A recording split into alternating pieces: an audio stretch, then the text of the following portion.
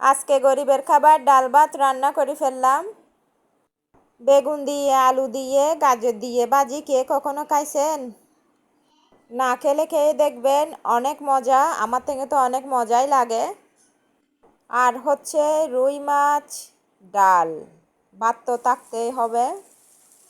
এদিকে আমি ঝটপট করে রুই মাছ রান্না করে ফেলতেছি। সবাই যেরকম রান্না করে আমিও ঠিক সেভাবে রান্না করি। তাও বলার কি কি দিয়ে রান্না করলাম, কিভাবে রান্না করলাম। তো আমি তেলের মধ্যে পেঁয়াজ টমেটো একটু নরম করে নিয়েছি, তারপরে হলুদ মরিচ দিয়ে মশলা পানি দিয়ে একটু কষিয়ে নিলাম। তারপর মাছগুলো দিয়ে দিলাম। মাছগুলো মশলার মধ্যে কিছুক্ষণ আমি কষিয়ে নেব। এক পিঠ। রুই মাছ পছন্দ করেন কে কে? আমরা তো এই দেশে বিভিন্ন রকমের মাছ খেয়ে থাকি।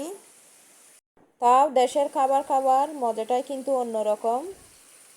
এদিকে আমি মাছটা উল্টিয়ে দিলাম। এক পিঠ হওয়ার পরে আরেক পিঠ উল্টিয়ে দিছি।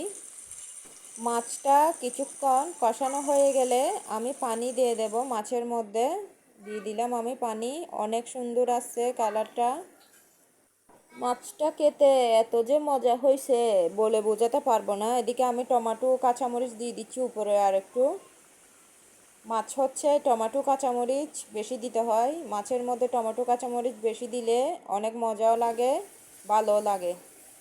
এদিকে অন্য পাশে আমি সবজিটা রান্নার জন্য মশলাগুলো কষিয়ে নিচ্ছি। আর হচ্ছে আমি মাছের মধ্যে ধনেপাতা দিয়ে দিলাম। মাছের কারিটা কিছুক্ষণের জন্য আমি দমে রাখবো। মাছটা হয়ে গেল আমার, কালারটা অনেক সুন্দর আসছে।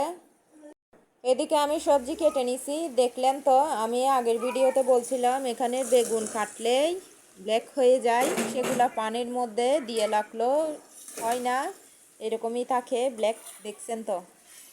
এদিকে আমি সবজি রান্না করতেছি কিন্তু শুধু হলুদ দিয়ে। আমি সবজি ভাজি করি শুধু হলুদ দিয়ে। হলুদ দিয়ে বলতে গেলে আমি তেলের মধ্যে পেঁয়াজ টমেটো আগে নরম করে নিছি, তারপর হলুদ দিছি, তারপর পানি দিয়ে মশলাগুলো কষিয়ে সবজিগুলো আমি দিয়ে দিছি। সবজির মধ্যে কিন্তু টমেটো বেশি দিলে একটু টক টক ভালো লাগে। আর হচ্ছে শুধু হলুদ দিয়ে কে কে সবজি ভাজি করে থাকেন? আমি কিন্তু যে কোনো সবজি শুধু হলুদ দিয়েই ভাজি করে থাকি, আমার থেকে ভালো লাগে। কালারটাও দেখতে কিন্তু অনেক সুন্দর লাগে, খেতেও কিন্তু দারুণ লাগে। আর হচ্ছে আমার মেয়েরা অনেক বেশি পছন্দ করে হলুদ দিয়ে যে কোনো সবজি ভাজি করলে, কারণ ঝাল হয় না তো, ওদের থেকে অনেক ভালো লাগে, ওরা পছন্দ করে অনেক। ঠিক এইভাবে আমি সবজি ভাজি করে থাকি মিডিয়াম আছে। যে কোনো সবজির মধ্যে আমি তেমন বেশি পানি ইউজ করি না, খুবই অল্প পরিমাণ পানি দিয়ে থাকি। অনেক আজাইরা কথা বলে ফেললাম আমি আপনাদের সাথে।